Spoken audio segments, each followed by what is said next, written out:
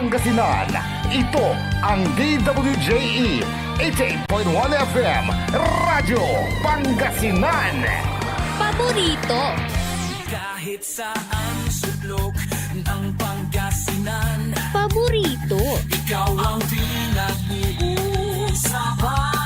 Paborito. Ang radyo na paborito ng bayan. Paborito. DWJE 88.1 FM ang pinapakinggan. Paborito ng kabataan at matatanda. Paborito. Paborito. Paboritong pakinggan sa bus, tricycle, jeep at mga opisina. Paborito mo, paborito ko, paborito natin lahat. DWJE 88.1 FM Radyo Pangasinan. DWJE 88.1 FM Radyo Pangasinan.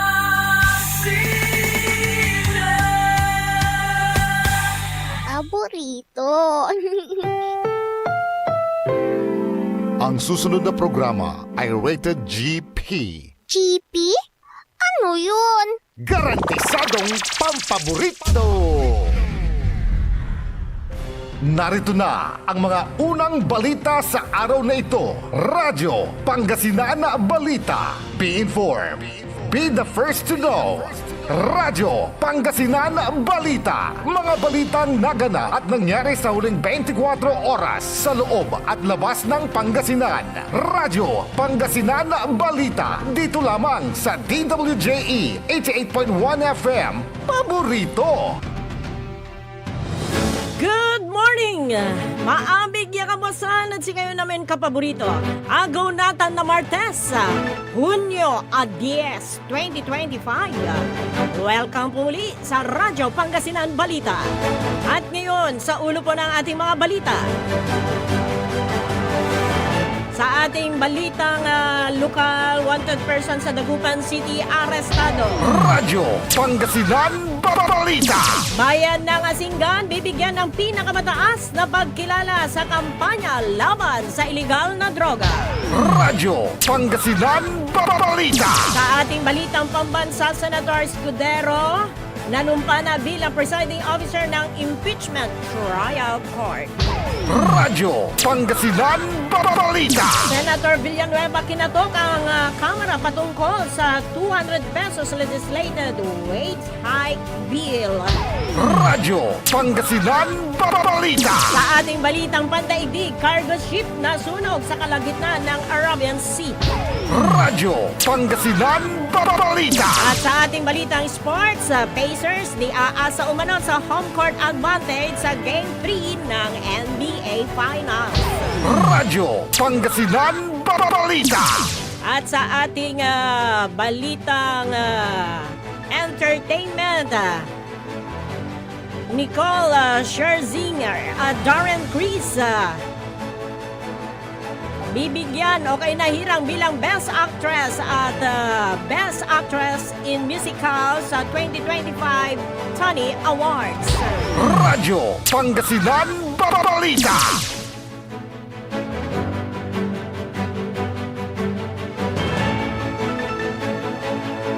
8 minuto makalipas ang alas 7 ng umaga at ngayon sa detalye po ng ating mga balita.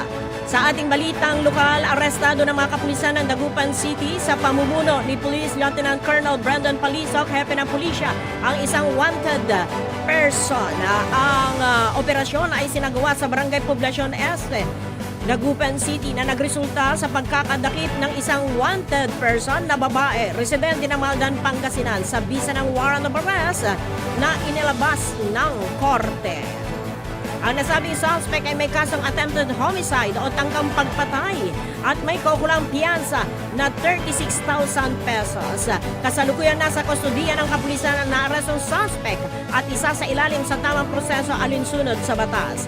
Ang matagumpay na operasyong ito ay nagpapakita ng dedikasyon ng kapulisan sa pagpapatupad ng batas alinsunod sa mandato nitong papanagutin na ang mga wanted na individual at panatilihin ang kayusan at kalagitnaan at seguridad ng komunidad. Radyo Pangasinan Balita. Samantala, bayan ng Asingan bibigyan ng pinakamataas sa pagkilala sa kampanya laban sa iligal na droga. Ayon kay Police Major Caitlin May Awingan, hepe ng PNP Asingan, kabilang ang bayan ng Asingan na sa 8 bayan sa Pangasinan na mabibigyan ng prestiyosong Balangay Seal of Excellence ng Philippine Drug Enforcement Agency Region 1 ngayong buwan ng Hunyo. Ang Balangay Seal of Excellence ay ang pinakamataas sa pagkilalang iginagawad ng PDEA sa mga bayan na naideklarang drug-cleared ang lahat ng kanilang mga barangay. August 2023 nang formal na idineklara ng Philippine Drug Enforcement Agency kay PDEA Region 1 ang Asingan bilang drug-cleared municipality. At sa ating pinakahuling impormasyon na nakuha kay Major Caitlin May Awingan, ang hepe ng PNP Asingan, ang awarding ay isasagawa sa June 18. Radyo Pangasinan Balita.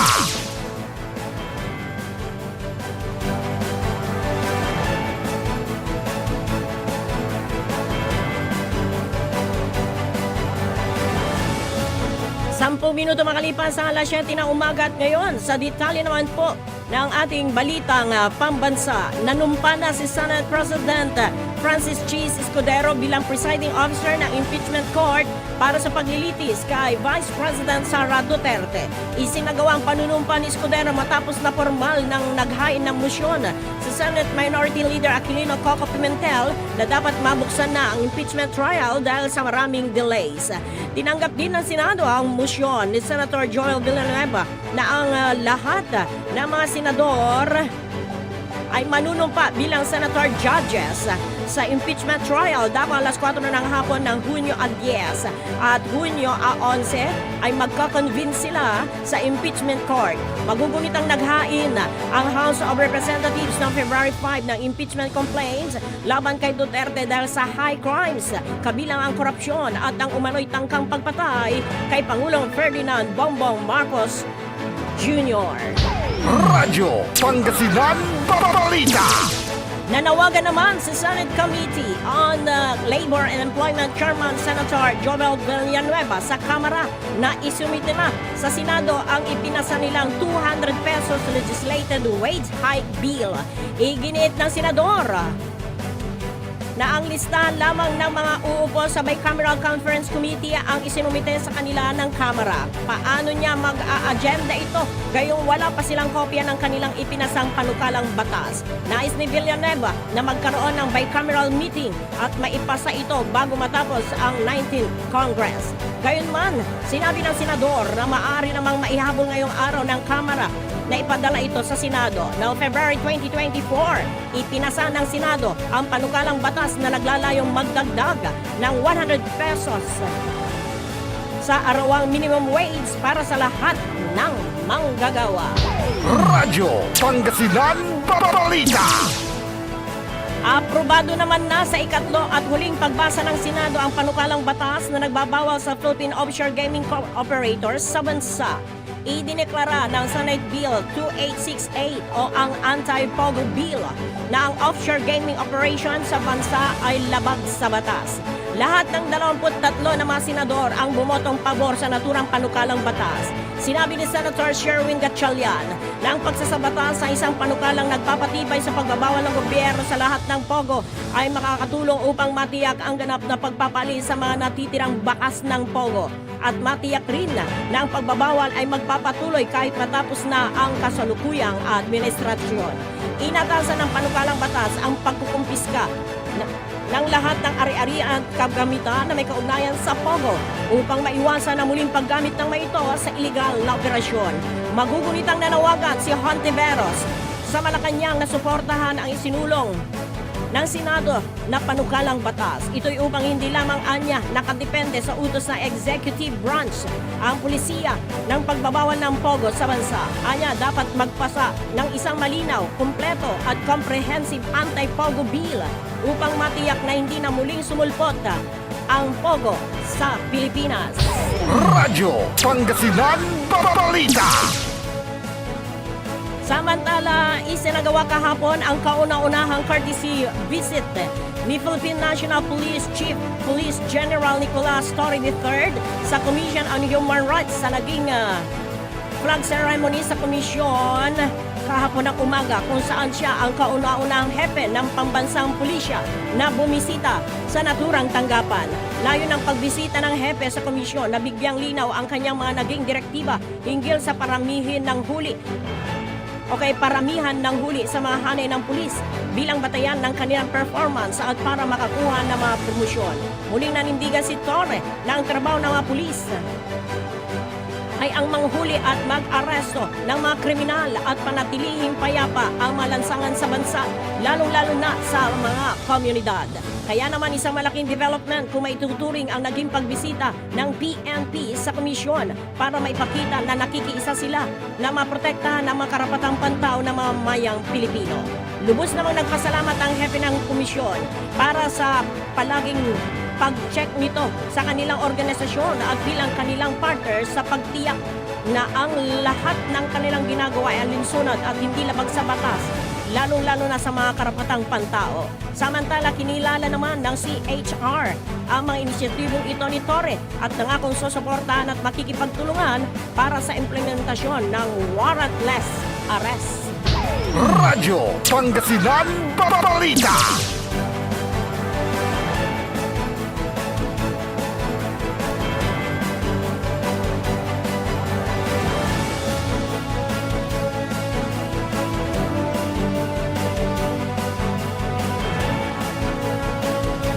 Labing-anim na minuto makalipas ang alas 7 ng umaga at sa karagdagan pa po ng ating mga balita. Kailangan munang magpakita ng resibo ang sino ang pulis na nais na ma-promote. Inihag ito ni Philippine National Police Chief General Nicolas Torre III kasabay ng paglilinaw na ang resibo ay batay sa naaresto at naipapakulong na kriminal ng mga pulis matapos ang police operations at hindi ang mga may nakabingbing warrant of arrest. Ayon kay Torre, pangunahing requirement ang pag-aresto sa mga kriminal, pagsasampa ng kaso hanggang pagpapakulong upang mabigyan ng promotion at pwesto sa mga police commanders. Ani Torre, dapat na mag-execute ng affidavit of arrest ang mga pulis kung magpapatupad sila ng warrantless arrest bilang kanilang resibo. Ngayon pa lamang pinayuhan din ni Torre ang mga pulis na magsagawa ng review sa kanilang aktwal na trabaho upang matiyak ang pagsunod sa due process at tiyaking epektibong nagagampanan ng mga ito ang kanilang mandato. Kasunod nito inatasan ng PNP Chief and Directorate for Personnel and Records Management o kay DPRM para sa masusing assessment sa naging accomplishments ng mga pulis. Tiniyak din ni Torre na hindi makakalusot ang mga nandadaya sa accomplishment at sa halip ay makakasuhan pa ang mga ito ng administratibo. Una nang sinabi ni Torre na kailangan sundin ng mga pulis ang proseso sa pag-aresto sa isang nagkasala ng may paggalang sa karapatang pantao. Radyo Pangasinan Balita. Tiniyak naman ng defense team ni Vice President Sara Duterte na nakahanda na silang ipagtanggol ang pangalawang pinakamataas na opisyal ng bansa. Inilabas ng panel ng depensa ni Duterte ang pahayag ilang araw matapos batikusin ng mga legal luminaries, mga miyembro ng akademya at iba pang grupo ang Senado sa di umano'y pagkakaantala ng impeachment trial ng Vice-Presidente. Nakasaad din na ang proseso ng impeachment ay hindi dapat gamitin ng armas gamitin armas para manggulo, patahimikin o kay maalis ang mga kalaban sa politika. Una nang sinabi ni Senate President Francis Escudero na haharapin ng Senado ang ouster case kapag muling nagtipon ang Senado sa Hunyo 2, ngunit kalaunan ay inilipat ang agenda sa Hunyo 11, ang huling araw ng sesyon ng 19th Congress. Nauna nang sinabi ni Duterte na kwestiyonin ng kanyang kampo ang pagtawid ng impeachment case laban sa kanya mula sa 19th Congress hanggang 20th Congress dahil iba na ang magiging composition ng susunod na Kongreso. Radyo Pangasinan Balita. Samantala, maglalagay ang gobyerno ng internet access sa mga pampublikong eskwelahan sa bansa, particular sa malalayong lugar para mas mapahusay pa ang pagtuturo sa mga estudyante. Ang anunsyo ng presidente ay ginawa matapos inspeksyonin ang Brigada Eskwela sa Tibagan Elementary School sa San Miguel, Bulacan. Ayon sa Pangulo, nakita nito ang software ng Khan Academy gamit ang Starlink para sa internet connection at nais nitong magkaroon ng iba pang mga paaralan sa bansa. Sinabi pa ng Pangulo na nagagalak siyang mayroon ng teknolohiyang katulad ng Starlink. Kaya titignan ito ng gobyerno para may magamit ang may estudyante sa pasukan. Aminado naman ang Pangulo na kulang ang mga teacher sa bansa kaya pinag-aaralan na rin nila ni Deputy Secretary Sani Angara na bawasan ang administrative duty ng mga guro. Radyo Pangasinan Balita. Pinaghahanda naman ng Department of Health ang mga paaralan ng mga pamamaraan upang mapigilan ang posibleng pagkalat ng dengue. Ito'y kasunod na rin ng nalalapit na pagbabalik eskwela ng mga mag-aral sa Hunyo 16 at formal ng pagsimula ng panahon ng tag-ulan sa bansa. Sa kanyang pakikiisa sa nationwide kick-off ng Brigada Eskwela 2025 sa Bakakay East Central School sa Bakakay Albay kahapon, sinabi ni Health Secretary Teodoro Herbosa na ang dengue ay isa sa mga problemang pangkalusugan sa bansa na nakakaapekto sa mga kabataan sa bansa. Pinasalamatan din naman niya ang mga guro dahil sa pagtulong sa ahensya. Dahil karamihan sa mga problemang kinakarap ng ahensya ay may kinalaman sa kalusugan ng mga kabataan. Una nang nagbabala si Herbosa na posibleng magkaroon ng isang major dengue outbreak sa bansa dahil sa patuloy na pagtaas ng mga kaso ng sakit sa unang bahagi pa lamang ng taon. Samantala, nagpahayag din naman ng pagkaalarma si Herbosa sa iba pang health issues na kinasasangkutan ng mga kabataan, kabilang narito ang vaping at human immunodeficiency virus o kaya HIV. Radyo Pangasinan Balita.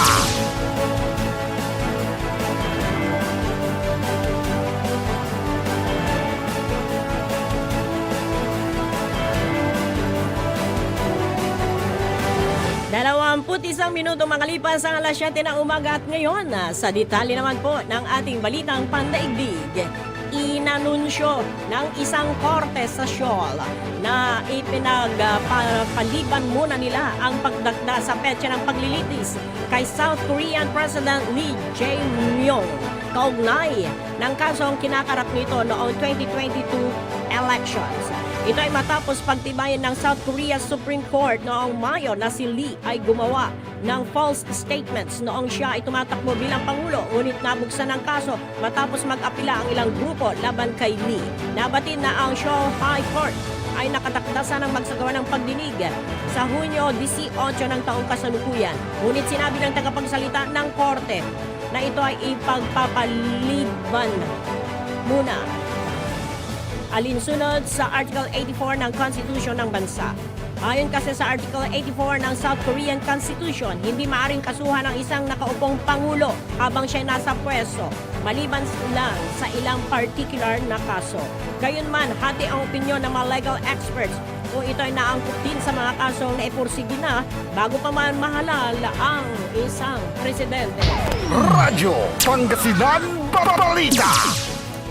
Nasunog at nagkaroon naman ng sunod-sunod na pagsabog ang Singapore flag cargo ship Wanchai 503 habang papunta sa Mumbai na naging sanhi ng pagkakahulog ng 40 container sa Arabian Sea at pagtalon ng ilang crew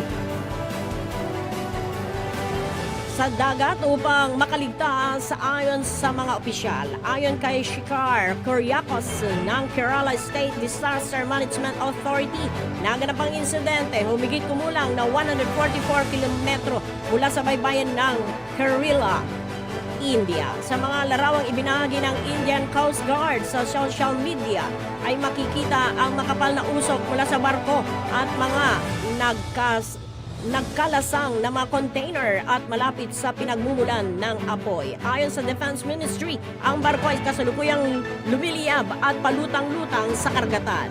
Hindi pa inanunsyo kung anong uri ng kargamento ang laman ng mga container at patuloy ang ginagawang investigasyon hinggil sa sanhi ng mga pagsabog.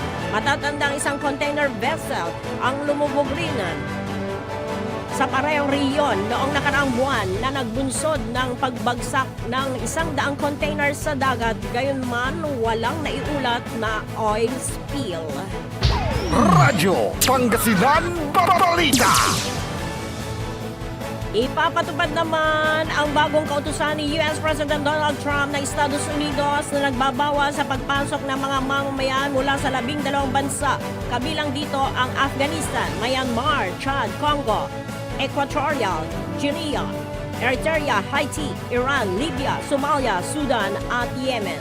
Habang ang 7 karagdagang bansa mula sa Burundi, Cuba, Laos, Sierra, Togo at Venezuela ay makakaroon ng limitadong pagpasok. Ayon kay Trump, layunin ng patakaran na ito na protektahan ng Amerika mula sa banta ng mga dayuhang terorista. Dahil ang mga nasabing bansa ay umano'y may maluwag na seguridad sa visa, may mahinang pagkakakilanlan at may mataas na bilang ng mga visa overstay. Bilang halimbawa, binanggit ni Trump ang isang insidente sa may Boulder, Colorado, kung saan isang Egyptian national umano ang nagtapon ng gasolina sa grupo ng mga pro-Israel na demonstrador, bagamat hindi kabilang ang Egypt sa mga bansang tinamaan ng travel ban. Ukol dito ay nagbayag naman ng pagkadismaya ang ilang leader ng mga bansang apektado ng naturang kautusan, kung saan iniutos ni Chad President Mahamat Idris Deby Itno ng pagtigil sa pagbibigay ng visa para sa mga Amerikano. Radyo Pangasinan Balita. At ngayon sa ating balitang sports, hindi umano iaasa ng Indiana Pacers sa kanilang home court advantage sa ang panalo para sa Game 3 ng NBA Finals. Ayon kay Coach Rick Carlisle, hindi dapat maging kampante ang kupunan na magiging mas madali ang laban dahil nasa sariling teritoryo sila. Sinabi ni Carlisle na ang Pacers ay kailangan magsimula ng mas malakas at hindi umasa sa comeback approach dahil hindi ito epektibong estratehiya sa playoff. Aminado ang Pacers na nahihirapan sila sa pisikal na depensa ng Thunder, kaya kailangan nilang humanap ng paraan upang makontrol ang laro. Binanggit ni Carlisle na hindi dapat umasa ang Pacers sa pagiging home team, kundi sa tamang diskarte at mas matinding determinasyon. Bagamat may home court advantage, mas nakatuon umano ang Pacers sa pagpapabuti ng kanilang mga laro kaysa sa pag-asa sa crowd support. Radyo Pangasinan Balita. Samantala, isa na namang makasaysayang tagumpay ang naabot ni Manny Pacquiao matapos siyang opisyal na maindak sa International Boxing Hall of Fame nitong Lunes, Hunyo 9 sa edad 46. Sa kanyang talumpati, binalikan ni Pacquiao ang kanyang payak na simula sa General Santos City kung saan nagsimula ang kanyang paglalakbay bilang isang nangangarap na boksingero. Kabilang sa mga kasabay niyang inductees sina Vinny Paz at ilan pa. Nasa audience rin ang kanyang asawa na si Jinky Pacquiao. Ibinahagi din ng 8th Division World Champion na ginamit niya ang boxing upang makatakas sa kahirapan at mapalapit sa tagumpay laban sa ilang mga magagaling na manlalaro sa mundo. Maalalang sa darating na Hulyo, muling babalik na sa ring si Pacquiao para harapin ang Amerikanong si Mario Barrios para sa WBC welterweight title sa MGM Grand Las Vegas. Radyo Pangasinan Balita. At ngayon sa ating balitang entertainment, pinarangalan ng kapwa half Filipinos na sina Nicole Scherzinger at Darren Criss bilang Best Actress at Best Actress in Musical sa 2025 Tony Awards. Isang malaking tagumpay na itinuturing para sa mga Filipino-American sa Broadway. Unang beses na nominado si Scherzinger at agad siyang nagwagi sa kanyang papel bilang Norma Desmond sa Sunset Boulevard na nanalo rin bilang Best Musical Revival. sa kanyang emosyonal na talumpate. Nagpasalamat siya sa mga tumulong sa kanya at magbigay ng inspirasyon sa mga taong hindi ipinaparamdam na iba siya. Samantala, nagwagi rin si Darren Criss na isa ring film bilang Best Actor in Musical na lalo pang nagpatibay ng presensya ng mga Pinoy sa teatro sa Amerika. Radyo Pangasinan Balita. So, mainyo mga balita dito po sa ating lalawin ng Pangasinan, mga balita sa ating bansa, pandaigdig, sports at entertainment. Magbabalik po ang Radyo Pangasinan Balita makalipas ang ilang paalala. Ang puta-putang Iran Balita. Ako si General Nicolas Torre III na itinalaga sa katungkulan bilang Chief of the Philippine National Police. Ang puta-putang Iran Sunata. All I dream of is your eyes. Son, ang puta-putang Iran Impormasyon. Aya sa DWJE 88.1 FM Radyo Pangasinan. Paborito. At WellCare Diagnostic Center, your health is our priority. From routine checkups to advanced diagnostics, we provide accurate, timely results, ensuring you're always on top of your well-being. Whether you need a blood test, x-ray, or ultrasound, our state-of-the-art equipment and professional team are here for you. With a convenient location and fast results, we make healthcare easier. Message us through our WellCare Diagnostic Center Facebook page or visit us at the Mapandan Town Center for an appointment. WellCare Diagnostic Center, your health, our care. Visit WellCare Diagnostic Center, located at Mapandan Town Center, Mapandan, Pangasinan. For reliable and top-notch healthcare services, you deserve the best care. WellCare Diagnostic Center. Mare! Kabigla ka naman, Mare, ah! Grabe, gimaggana ka ah. Mare, di mo sinabi na uwi ka pala ng San Carlos. Ay, oo! Namiss ko na kasi ditong pamilya ko. Ito na palang San Carlos ngayon. Grabe, Mare! Ang laki na ng pinagbago. Siyempre naman, Mare, alam mo ba na dito sa syudad natin, malaki na talagang pagbabago. Mula sa mga infrastruktura, nandiyan na mga konkretong daan at mga bagong pasilidad. Wow! Meron din tayong trending na ayos, kalusugan karavan na nagbibigay ng libreng serbisyong medikal. Palipalitan, ah! Saka, nandyan din ang mga programang pag-agrikultura para sa ating mga magsasaka. Ay, wow! At higit sa lahat, Maria, ang pagpapanatili ng peace and order ng ating syudad. Perfect! Di lang yan, binibigyan din ng halaga ang kapakanan ng lahat ng tao at pantay na karapatan sa mga serbisyo ng gobyerno. Grabe, Mare! Ang bongga na talaga ng San Carlos. Parang ayoko na bumalik sa ibang bansa. Oo, Mare. Kung ako sa'yo, dito ka na lang sa San Carlos. Dahil sa San Carlos, tunay na subok na ang serbisyong ayos. Mayor Julia Ayoy Resuello po, kasama si Vice Mayor Jose Resbox Resuello at ang Sangguniang Panglungsod ay nandito upang umagapay at magserbisyo sa ating minamahal na syudad. San Carlos, maunlad, ligtas at maayos. Are you looking for construction services? Art Construction Services is the name of the game. They do civil works and engineering, structural waterproofing, swimming pools, road constructions, condominiums, big warehouses, at marami pang iba. Art Construction Services, pulido ang trabaho at tapat sa serbisyo. Main office, Saging Dinalupihan, Bataan, at may satellite office sa May Bunuan Gazette, Dagupan City. You may contact Miss Tyra Sweet at 0962-806-7360. Art Construction Services.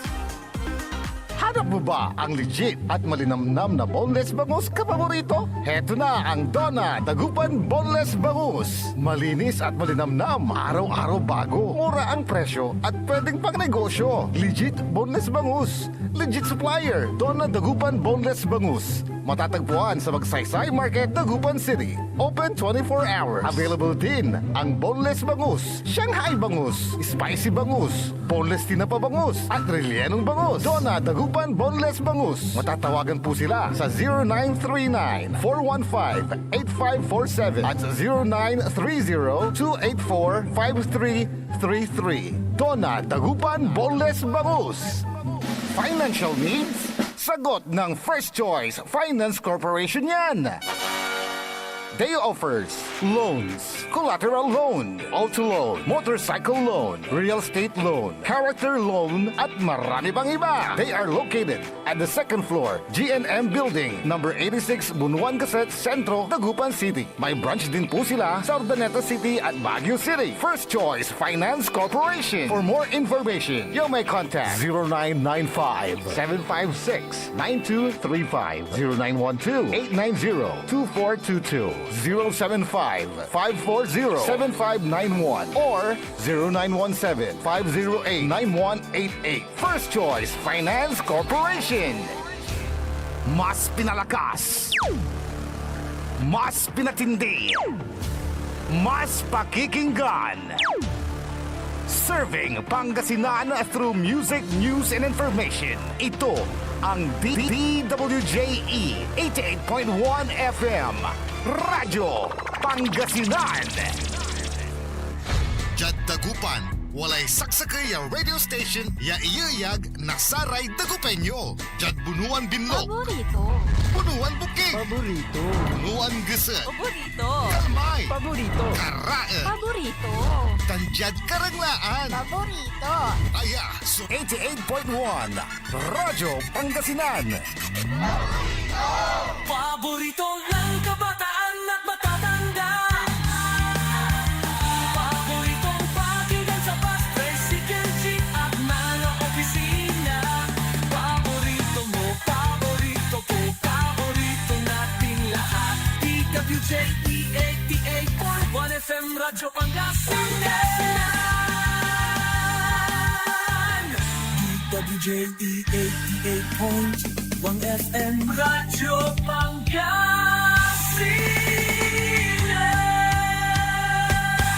Paborito. Alas 7:36 na po ang ating oras. Tuloy-tuloy tayo ninsan siya dyan programa Radyo Pangasinan Balita. At ngayon, ating alamin ang lagay ng ating panahon sa araw na ito ng Martes sa pamamagitan ni Sir June Soriano ng Pag-asa Dagupan City. Sir June, good morning. Yes, good morning. Para naman talaga ng ating panahon. So, magpapatuloy pa rin po yung ating hangin na bagat o southwest monsoon na nakatapit ko sa may gitna at katimugang Luzon, Visayas at ng Mindanao. At yung ating binabantayan paring nating tropical depression na nasa layo 600 km, kanluran, timog kanluran naman ng Baknutan ng Union o di naman kaya ay 530 km kanluran naman ng Iba, Zambales na may taglilakas, hangin na umabot ng 45 km per hour at may pabuso din nasa 55 km per hour. Ito ay kumikilos ng timog kanluran sa bilis na 20 km kada oras. So dahil pa rin yan sa mga weather system na yan, ang buong lalawigan ng Pangasinan, particular ang City of Dagupan, ay magpapatuloy pa rin yung ating bahagyang maulap, ang isa maulap na papulirin na may inaasahan pa rin pulo-pulong pag-ulan o din mga pagtulog at pagkidlat dulot ng localized thunderstorm. Katamtamang hangin naman ang nagmumula sa may timog hanggang timog kanluran ang siya ng iihip at ang ating baybayin ng kataman ay mahina kasi katamtamang pag-alog ng ating karagatan. So, ang ating inaasahan agwat ng temperatura sa araw na ito ay nasa pagitan ng 26 hanggang 32 degrees Celsius. At ang araw na ito ay singig kaninang 5:26 ng umaga at dulog naman mamayang 6:30 ng dakong hapon. Yan munang lagay ng ating panahon sa araw na ito. Hindi ba pag-ulat? Yung Soriano, magandang umaga po. Maraming salamat, Sir June Soriano ng Pag-asa Dagupan City.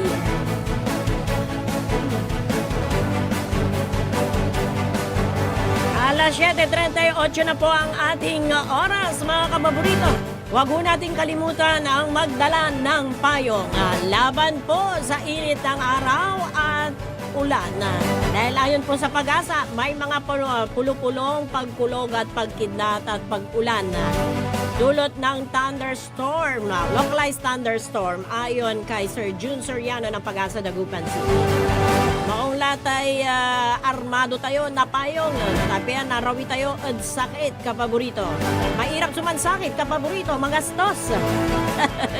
Talanggano, pakanan da ka. Iray masasamit, irang panangan. Ang ngali, agmunakan. Aking matawa, kapaborito. No kapigan, walay sakit mo. Tuputanda ka no antoy. Gabay mon kanan. Pero no maksil ka. Mantipid ka, kwanda. Wala labat sa ibabagan niya palangan, ibaga dalang tampol, mantipid ka. Pero balbalag niya salamat. At saray engineer tayo jay. Yakakaiba tayo. Tani, in-share da yakakabuasan. Libreng burger, kondad siya. Tanwala ni libreng pandisalaay. Ang kapubalat so kaiba tong kape. Siya na ko ni bahala. Danom lamang ni. Atay makalibre ka na panangan, yaka kabasan. Antuman, Sir RJ, apatalusan may magayo Ay, kapaborito, tuloy lang po ang buhay. Tuloy ang laban mga kapaborito. Hindi habang buhay ay mahirap ang buhay natin. Ang buhay ay parang gulong. Minsan nasa ibaba, minsan nasa itaas. Parang ano din po yan, ang weather system po natin. Oo, may pag-ulan, may tag-araw, may tag-init, may dilap.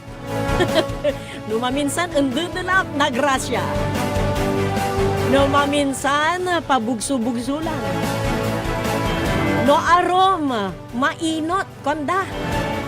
Ngangali ang gapo. Pero, hindi yan namamalagi nawala. Di po ba mga kapaborito? Kaya, tuloy ang laban mga kapaborito. Gaya ng ginagawang paglaban ngayon ng mga taga-depensa ng ating Vice Presidente ng ating bansa na naharap po sa impeachment trial. Sabi lang taga-depensa ng ating Vice Presidente, handang-handa na sila naharapin. At ang Senado naman po ay nakahanda na rin po para dyan sa impeachment trial. Samantala mga kapaborito, yan anong tiniran balita ng Karuman nan umpisala so Brigada Eskwela. Ito po yung preparasyon before opening ng classes sa June 16 na araraya na week. Ayan week o itong linggong ito may panagkukumpuni daray aderal. Tan panaglilinis detad eskwilaan. Tan iprepara mo lara aray liblibro. Tan syempre aray teacher tayo mga awat ni ray enrollees. Nararamay yung mga hindi po nakapag-avail ng early registration o kaya early enrollment ay pwede naman po ngayon dahil hindi pa naman nag-uumpisa ang klase. Kaya busy ngayon yung ating mga guro, yung mga ibang opisyal ho natin dyan sa barangay, tumutulong po sa paglilinis sa eskwelahan, maging yung iba't ibang organization, yung mga magulang na nandyan, merong oras na inilalaan para makipagtulungan sa Brigada Eskwela. At kahapon nga, mismo nga ang presidente ho natin, ang presidente ng ating bansa ay naglibot at may pinuntahang isang eskwelahan dyan po sa may Bulacan. At napansin yung ginagamit na internet connection na mga estudyante at nais din ng presidente na pag-aralan ito para mabigyan din ng internet connection ang ibang pang mga eskwelahan. At para sa atin, maganda yan, mga kapaborito. Bakit kanyo? Essential na yan O diba, isang pindutan lang makakakuha ka ng impormasyon. At malaking tulong yan sa ating mga guro para medyo gumaan-gaan yung kanilang bit-bit. Bit-bit o kaya obligasyon nila sa pagtuturo. Diba? At sa pamamagitan niyan magiging magaan para sa lahat.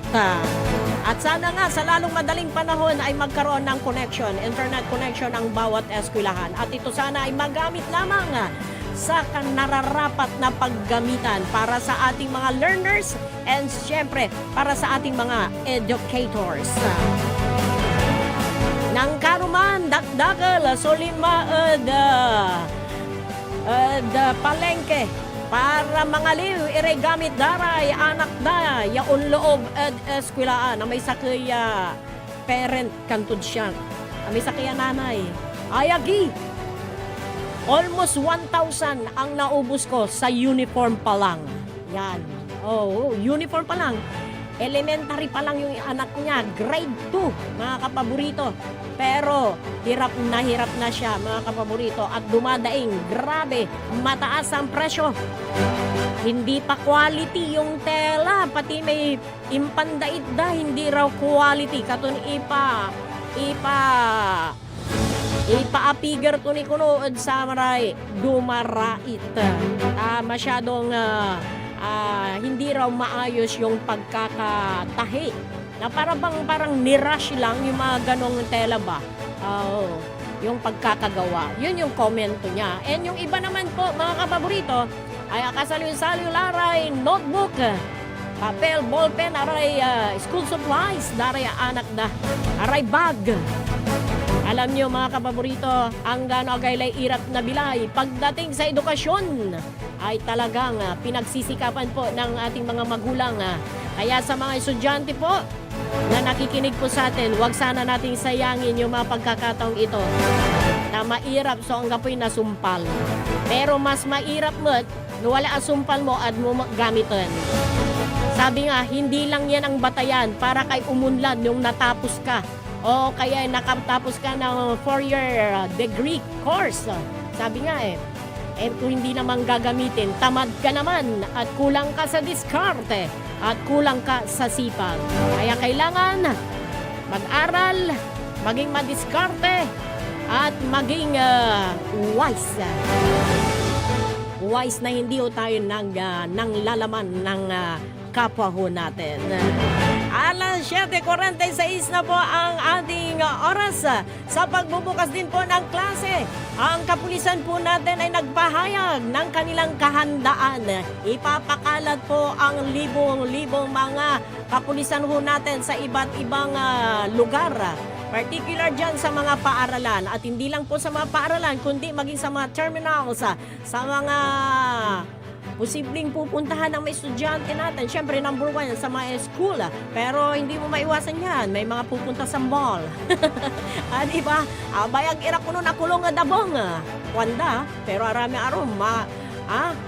Kulang ni kuno may bakasyon da. Si agdagamay ni kuno yung unorong. Alag, kapaborito, sumpalay bakasyon. Panag-aral mo. So, arapon tayo. And ang kapulisan ho natin, nandyan. At sabi nga, babantayan nila ang bawat eskwelahan dahil sigurado yung mga masasamang elemento, mga kapaborito, ay nandyan din nag-aabang ng kanilang mga mabibiktima.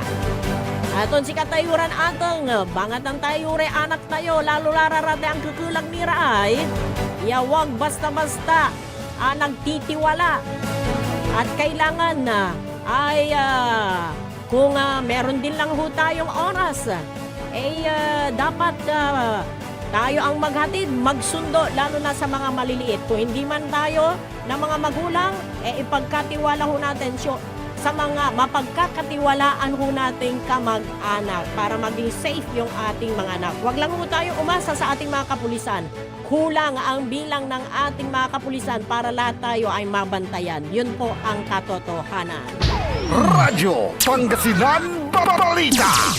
Kasabay din po ng pagbubukas ng klase may babala ang Department of Health. Sinabi ni Department of Health Secretary Herbosa na sana'y gumawa ng paraan ang mga guro para hindi magkaroon ng o kaya hindi madagdagan yung kaso ng dengue. Kapaborito, lalo na nag-umpisa na po yung mga pag-ulan-ulan at hinihintay na lang yung formal na pagpasok ng panahon ng tag-ulan.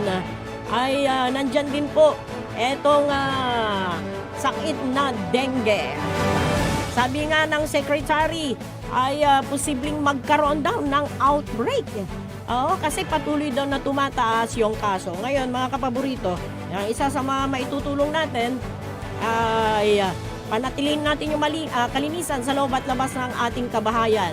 Yung mga nakatambak na tubig po dyan, mga kapaborito, tanggalin ho natin, iwasan ho natin na magkaroon ng nakaimbak na mga tubig, maging sa mga paaralan. Yun sana ang unang tignan nila.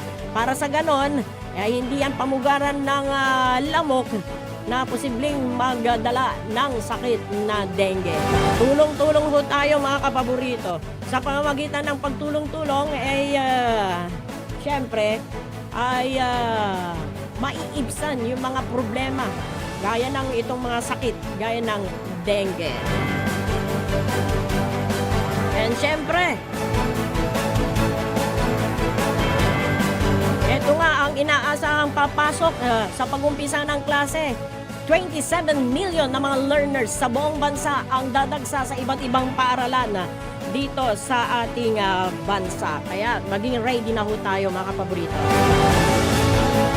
Arami agani ang kasaliw. Era school supplies. Don't worry, be happy lang po, mga kapaborito. Bakit? Makasaliw kayo saan siya. Mahirap problema ka, tanggap po ni, di ba? Relax. Meron at meron yan. Magsikap na lang ho tayo, mga kapaborito, di ba? Aramay na lumaan tayo danay. Aramay na lumaan da ray estudyante tayo. Yan nayari mo ni napansulatan. Wala ni ray akira-kira yan napansulatan. Gawan tayo raraman, tipon-tiponon tayo, insan tayo dait. Maalala ko nun, yun ang ginagawa ko eh. Oo, nang estudyante ako, mga kapaborito, dahil mahirap lang tibilay. Di araramay akira-kira di manay na yung lips ng notebook. Inaayos kong matanggal at pinagsama-sama ko tapos tinatahi. O di ba, uso ngayon yung mga natahi na mga notebook. Ang dagabay lamay wala spring. Ano wala spring ko no, napikpiklo. Pero kapag natahi, mas maganda raw tignan.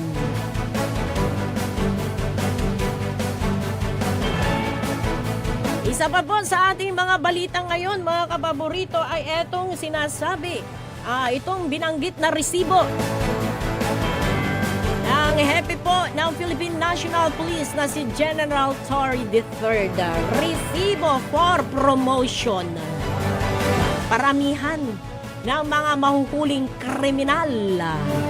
Pero hindi raw kasama doon yung mga meron ng warrant of arrest. Nilinaw ito ni General Torre, mga kapaborito. Sa tatakutan tayo jay. Ampano urularan urulalamat. Diba? Hindi yun mawawala sa yung agam-agam ba na gano'n. Kasi paramihan, baka mamaya may napagbintangan lang ng ganito, kesyo ganito, ganyan. Meron kasing mga tao na kapag nagsalita, alam mo ba yung totoong-totoo yung sinasabi niya? Na si ganito, siya ang, meron akong ebidensya, ganito, ganire. Diba? Sana maging maingat din po ang ating kapulisan. At sabi rin ni General Torre, mga kapaborito, na winarningan niya etong mga mandaraya sa kanilang promotion. At ang lama ibabagat tayo lang ang paano na ni Erlabatlan dahil promotion, meron namang isasagawang assessment. At may pit din ang bilin ng hepe ng pulisya na idaan sa tamang proseso at kailangan merong kaukulang papeles sa paghuli. At sana nga yun ang mangyari, mga kapaborito, hindi yung dahil napag-initan lang ng kung sino, napagbintangan lang. Sige na lang ng sige. Sana maging fair ho tayo. At sa pagpapatupad ng batas, sana lahat ay pantay-pantay, mga kapaborito. Dahil tayo, naniniwala pa rin po tayo na merong katarungan dito sa ating bansa. 7 minuto bago alas 8 ng umaga.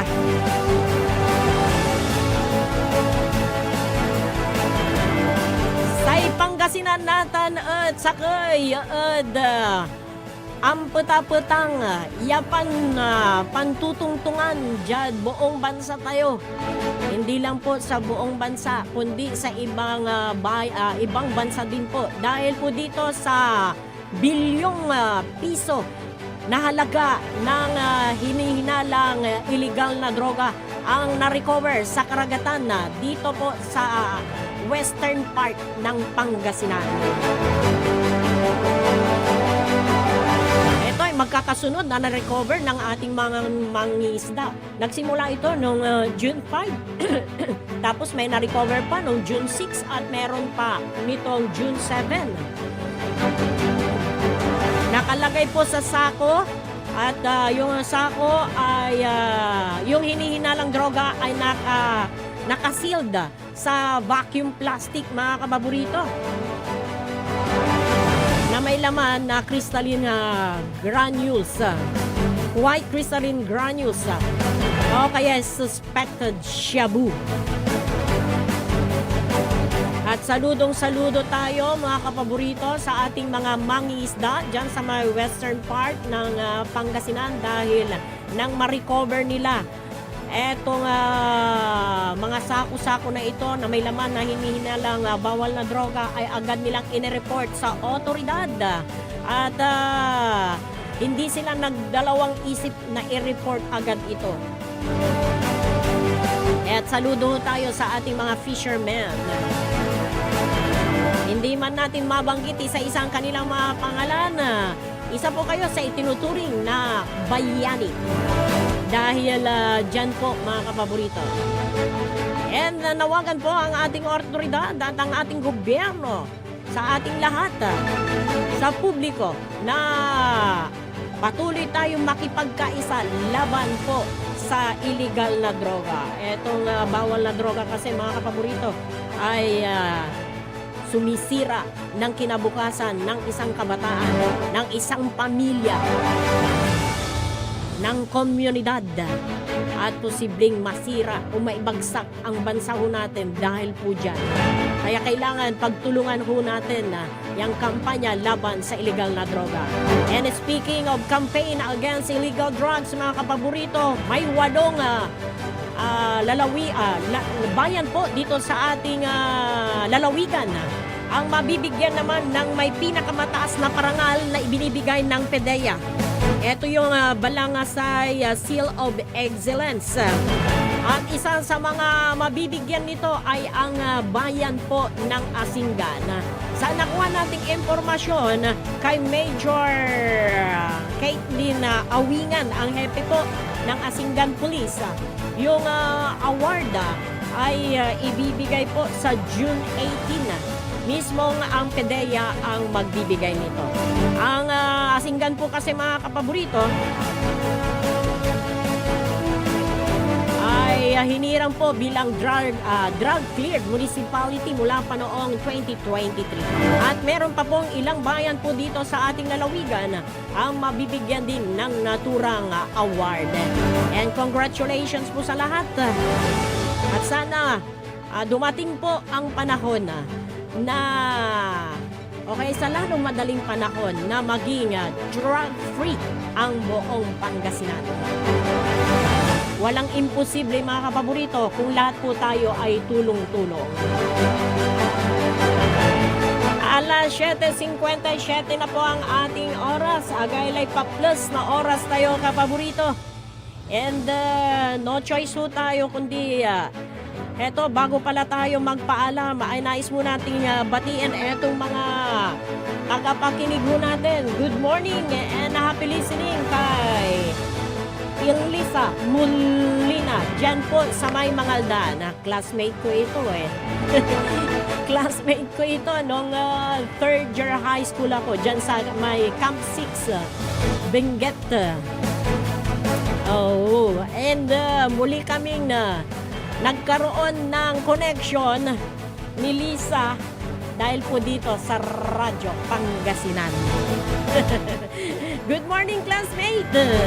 And syempre, good morning din po sa mga tagapakinig natin dyan sa may Mangin. Good morning kay Ate Mercy Villamil. Kay Ate Lenny, good morning po. Yan, lagi silang nakikinig dyan sa may Barangay Mangin. And dito po sa may Bunuan area, sa aking lugar. Maabigya kabwasan si kayo namin dito sa bagong baryo, Bunuan Gisert. Mababait yung mga kapitbahay ko, mga kapaborito. Ang gano, nadudulap kami. Nadudulap may sa kaya area dito bagong baryo mismo. Ang gano ang gapiuran. Akin ay nadudulap po. No walay. High tide. High tide. Oo. At aguyat ampul sudanum ditan. Kumon nanunutan daya tagayan mo. Pero may mga nilagay na kasing seawall eh. Nakadalawa na kami ng seawall dyan. May small seawall at merong big seawall. Pero nadudulap minsan siya sa bagong baryo. Lalo na adulap ko na. Sana, ito ang bigyan solusyon naman. Nananawagan ho tayo sa ating gobyerno dito sa lungsod ng Dagupan. Kumon at narungal day daray taga bagong baryo. Antak mo't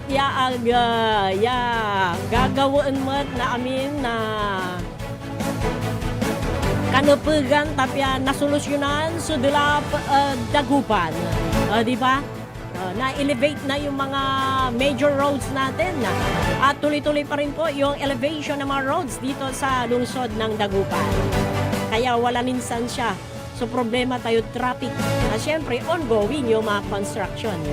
Pero balagyatupol, kapaborito, talagang untan. Tanggapin ang katotohanan. Nako mga kapaborito, eksakto alas 8 na po ang ating oras. No choice na ho tayo. Kaya pansamantala, magpapaalam po ang Radyo Pangasinan Balita. Inyo pong nakasama mula kaninang alas 7 hanggang ngayong alas 8. Ako po si Amor Ligas Pidiga. Sa ating technical side, nandyan po si Engineer Richard Olanday at Engineer Nixon Dakal. Maraming salamat and magandang morning. At bayanan po ang Liknaay Baloy. Sikaratan susaray manunaan na balita. Edsayan Kabwasan, Radyo Pangasinan Balita. Ang puta-putang Iran Balita. Ako si General Nicolas Torre III.